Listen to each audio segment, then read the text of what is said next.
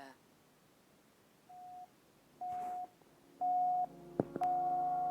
You're obliged to pretend respect for people and institutions you think absurd. You live attached in a cowardly fashion to moral and social conventions you despise, condemn, and know lack all foundation. It is that permanent contradiction between your ideas and desires and all the dead formalities and vain pretenses of your civilization which makes you sad, troubled, and unbalanced. In that intolerable conflict, you lose all joy of life and all feeling of personality, because at every moment they suppress and restrain and check the free play of your powers. And that is the poisoned and mortal wound of the civilized world. What is this shift that is happening in the world today? I've found that most people want the freedom to be able to go down the shop and buy their food. They want the freedom to be able to buy a house somewhere. They want the freedom to work at whatever job they wish to work at. Freedom to marry who they please, drive whatever car they would like to drive, and to run whatever business they would like to run. And they're prepared to pay whatever costs are incurred by doing all of these things. But of course, all of these things also include the freedom to pay taxes, the freedom to do what you're told, and the freedom to walk between the lines and follow whatever rules the politicians give you to follow. I mean, why do you have to buy a house? Why shouldn't you be given a house simply because you're alive? Why do you have to pay to be alive?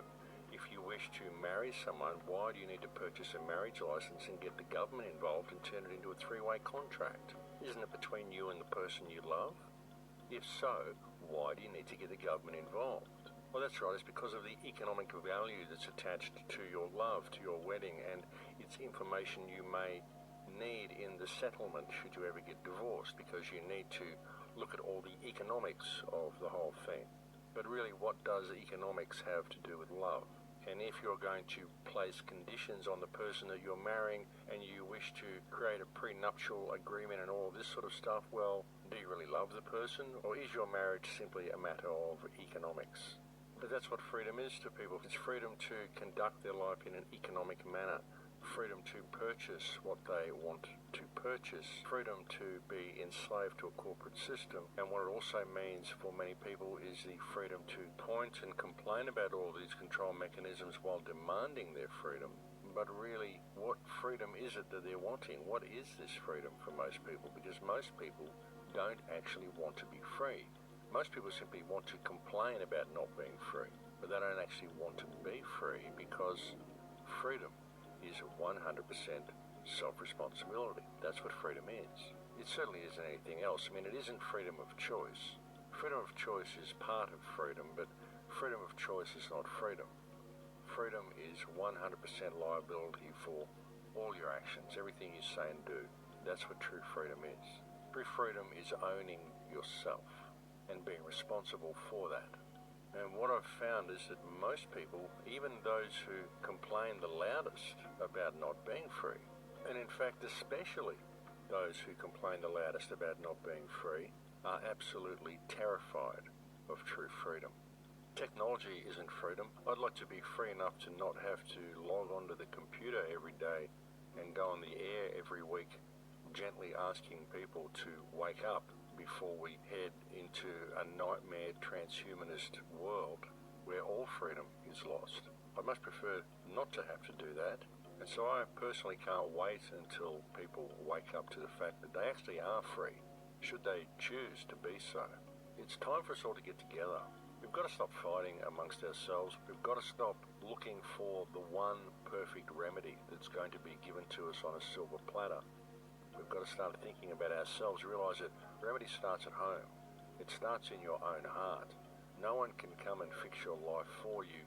No one can offer you a system that's going to work, because it's a control system, whatever it is. If it's a system, then it's a control system. And we don't need a control system. What we need is to always operate from our hearts in all that we do, to live in a state of service for creation, but also putting ourselves on an equal par with everybody else. Don't give too much credit to people around you who claim to be your controllers, because ultimately they're no different to you. And Don't give the system too much credit. Don't perceive that it is this all-empowering thing that can come and devour you, because just that belief will make it so.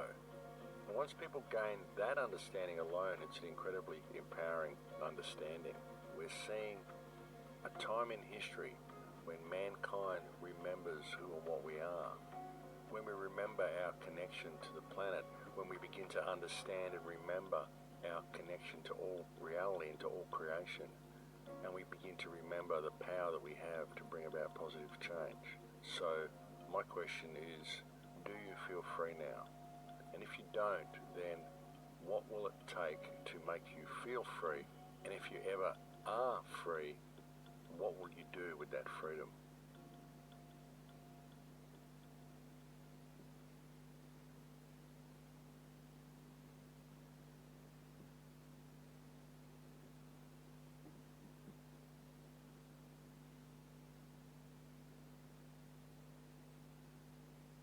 I called the course Personality and Its Transformations, and I think you could think about that as a restatement of the idea of being and becoming. And that's what you are. You're, whatever that means, you're an entity